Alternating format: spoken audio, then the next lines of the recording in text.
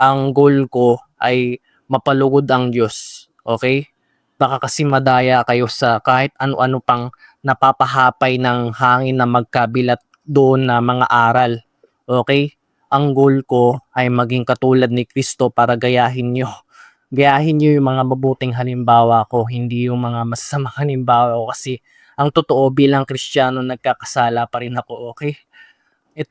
Ikalawang Korinto 11:3, ngunit ako'y natatakot baka sa anumang paraan kung paanong si Eva ay nadaya ng sa kanyang katusuhan, ang iyong walang malay at manilinis na pag-iisip na kay Kristo ay pasamain at pinapasama ng kaaway yung ahas na ang ating budhi para hindi tayo makasunod sa Diyos. Dapat pagsusunod tayo sa Diyos, mapapractice natin ang mabuting budhi. Kaso may mga nagpapasama, mga kaaway, marahil tamarin ka sa iyong lost-maxing journey. Magiging tamad ka, wala kang ginagawa, di lalo ka pang magkakasala. Kung wala kang ginagawa, papasukan ka ng papasukan ng mga demonyo. Kaya gumawa tayo ng mabuti. Okay? At dahil sa mabuting budhi, susunod ka sa utos ng Diyos. Yun ang goal na para maging mabuting ang budhi mo.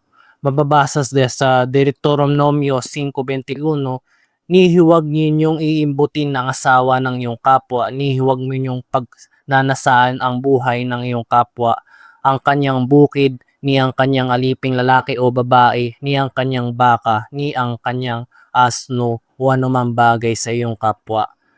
Kaya bilang pagsasanay sa mabuting budhi, huwag mong uugaliin na imbutin ang asawa ng iyong kapwa na pag nasaan pa anumang bagay ng iyong kapwa, kung yari magnanakaw ka, inaagaw mo ang iyong ang asawa ng iba at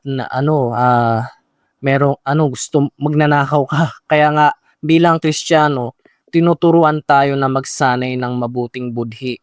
At si Kristo rin naman ang nagturo nito. Dahil kay Kristo, nagtitiis ako kasi katulad ko na si Kristo. Halimbawa lamang ako ni Kristo, okay? Yun lamang ang tutularan nyo sa akin, wag yung kapintasan ko kasi ang totoo mga kapatid, nagkakasala pa rin ako. Alright?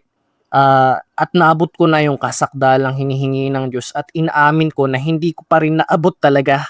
Naabot ko na hindi ko pa naabot kasi nagpipigil ako sa laman tapos hindi ko mapigilan talaga. Parang hindi ko ma-perfect. Ganun tayo kamahal ni Kristo na gusto niyang maging perfect tayo kagaya niya. Tapos nung hindi na natin ma-perfect, alam naman ni Kristo yun, okay?